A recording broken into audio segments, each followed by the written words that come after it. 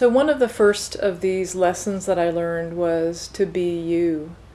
In a world where I think we're constantly told to be something else, be thinner, be perky.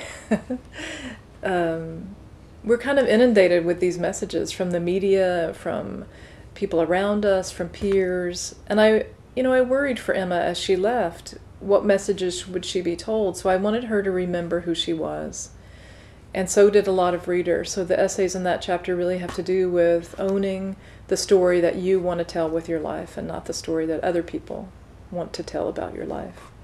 The second one was to be passionate, to really focus on what it is that makes your heart go crazy, what keeps you up at night, what makes you the happiest. And so a part of that was for her to remember what matters most to her and not pay attention to what other people say should matter. The third lesson that was a really important one for me to hear from other people was to be present. I think in a world in which we multitask constantly, we're texting while we're driving, unfortunately you see this happen, and we're never really fully present. We're never where we are, and so to be 100% in was one of those lessons.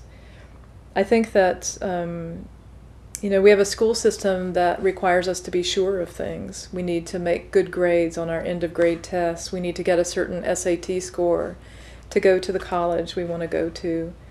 And so this next one is antithetical to that, but it is to be unsure and to let go of certainty, because that's where, exploration occurs, and that's where fantastic creativity comes from, is not knowing.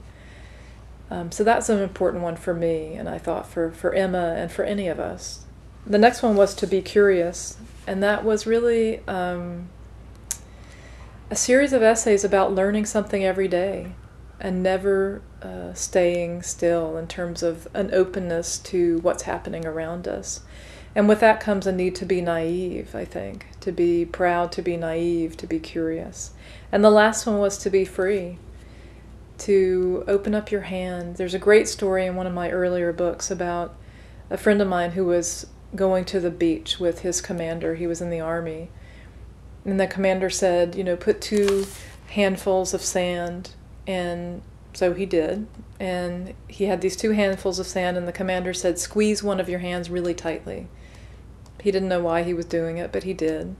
And so he said, then open your hand. And the question he asked my friend was, which hand has the most sand? And the one with the open hand did, because he'd squeezed everything out of the other one. So it was really about opening up your hand and being free.